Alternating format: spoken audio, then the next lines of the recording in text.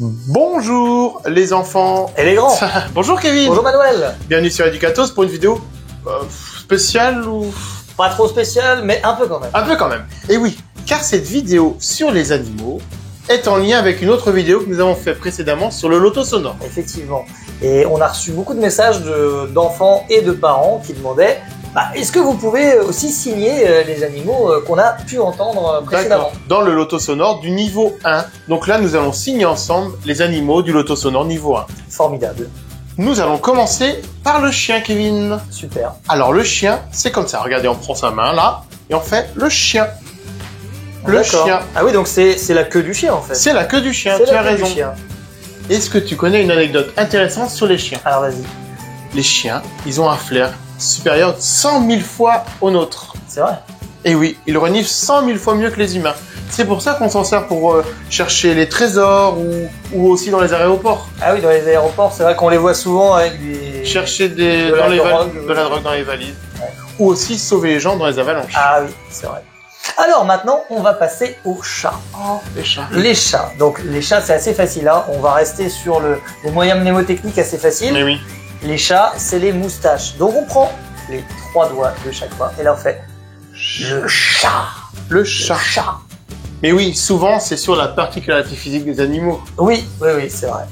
Alors, si je peux te donner une petite anecdote sur les chats. Oh oui, Kevin. C'est assez intéressant. Donc, les chats passent la moitié de leur vie à se laver. Alors, ils ont une petite langue râpeuse. D'accord. Et ils se lavent toute la moitié de la journée. En fait, en fait, ils sont très propres. Les chats sont très propres. D'accord. C'est comme s'ils prenaient des bains toute la journée, mais sans utiliser d'eau. Ah, le chat est donc écologique. Écolo.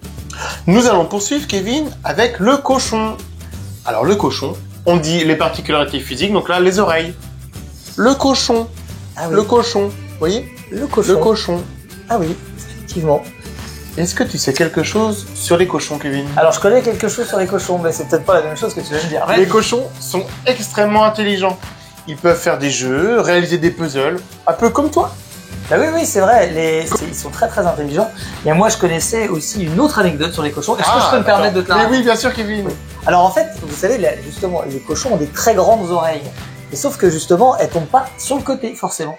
Donc des fois, elles tombent devant. Donc souvent, il y a des cochons qui deviennent aveugles. Parce qu'en fait, ils n'ont plus la lumière. Ils n'ont plus la lumière. C'est comme si on vous cachait les yeux. Et donc leurs oreilles tombent sur leurs yeux et ils finissent aveugles. Ah, c'est un peu triste ton histoire. C'est triste. Mais bon, c'est vrai. C'est vrai.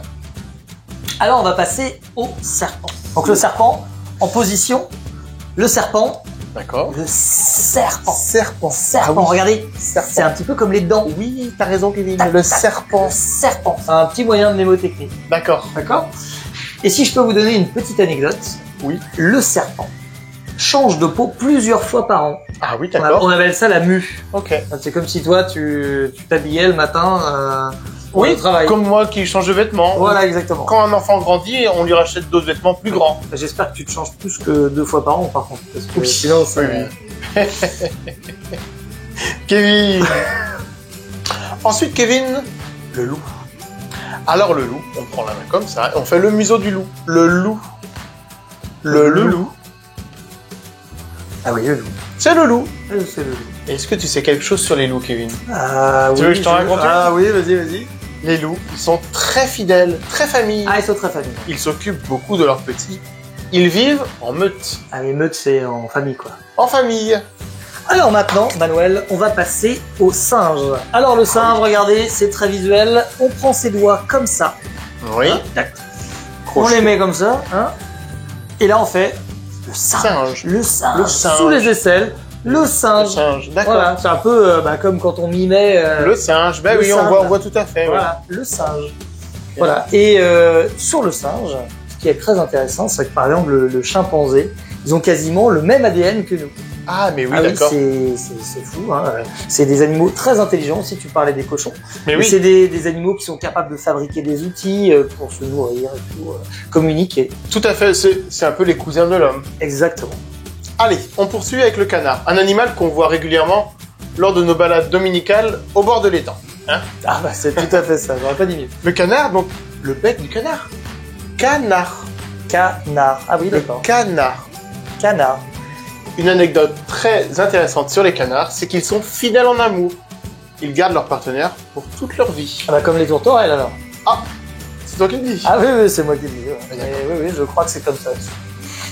Alors, on parle de tourterelles. Donc, les oiseaux. Mais oui, les oiseaux. Les oiseaux, donc on reste un peu dans le même secteur. Regardez, le bec, oiseau, l'oiseau. D'accord. Voilà, c'est assez facile. Alors, il y a quand même, les oiseaux, c'est quand même quelque chose de formidable. Il y a certains oiseaux qui sont capables de parcourir plus de 70 km par an.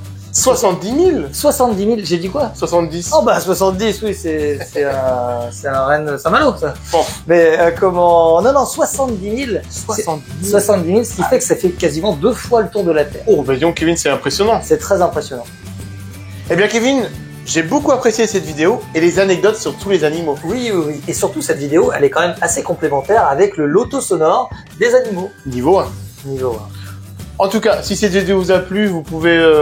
Activer la cloche. Oui, ou mettre le pouce. Oui, vous abonner. Vous abonner, c'est très important. Oui, ça nous fait très plaisir. Oui, oui, oui, très très plaisir. Et n'hésitez pas encore à nous envoyer des idées sur ce que vous voulez, parce que là, c'est vrai qu'on s'est un peu diversifié, l'auto sonore, des livres audio, des choses comme ça. Donc, et ça a l'air de bien plaire, donc... Oui, on essaie de changer, puis de répondre aussi à vos demandes. Voilà, c'est ça. Allez, à bientôt sur Educatos. Au revoir, Kevin. Au revoir, Manuel.